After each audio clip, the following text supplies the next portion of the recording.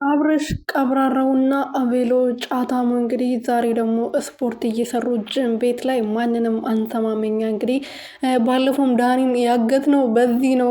ስፖርት እየሰራ ነው እንግዲህ ጀግና ነው ወንድ ነን ብለዋል። እንግዲህ አብርሽና አቤሎ በአንድ ላይ መጥተዋል ማለት ነው። አብርሽ ዛሬ ደግሞ በጂም እንደዚህ እየሰራው ነው እንግዲህ ጀግና ቀብራራው የሩትዬ ቀብራራ የሩትዬ ሸበላ ማለት ነው። ይሄን አቤል የት ላድርገው እኔ ምን አለበት ተጠቅልሎ ዝባል ውስጥ የሚከተት ቢሆን ኖሮ ዝባል ውስጥ ነበር የምከተው ማለት ነው። ሲያስጠላ ግን የራሱ ህይወት የለውም ምን ይምለው ማለት ነው።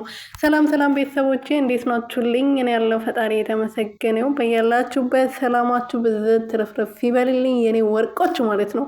አቤልና አብርሽ ቀብራራው እንግዲህ ዛሬ ደግሞ በአቤል ቲክቶክ ላይ በአዲስ ነገር ባልተዋል ማለት ነው። አብርሽ እንግዲህ ማንንም አልሰማም እኔ የጀግና የጋሽዬ ልጅ ነኝ ማናችሁንም አልሰማም ብሏል።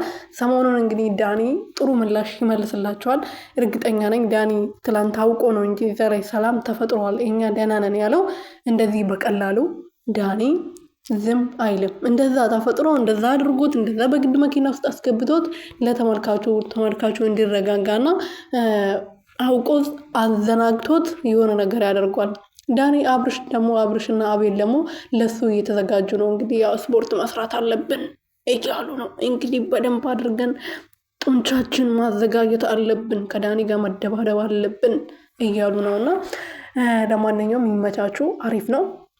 የሩትዬ ቀብራራ ማለት ነው። በደንብ ስፖርት ስራ እንዴት ትቀልዳለህ? ከሷ ጋር እንደዚህ መጣላት መጋጨት ራሱ ስፖርት ያስፈልጋል ገባ። ስለዚህ በደንብ ስፖርት ስራ ጠንከር ልበል። ግን ይሄን ጫታም የሆነ የወንድ አልጫ ከህይወት ብታወጣው ጥሩ ነበረ። ግን እሱ ከህይወት የሚወጣ አይደለም። ይኸው ከአንተ ጋር እንደዚህ ስለሚሆን ብቻ ፍቅረኛው ጥላ ሄዳለች። እንግዲህ ተታርቅ የሆነ ምን እንደሆነ አላውቅም ግን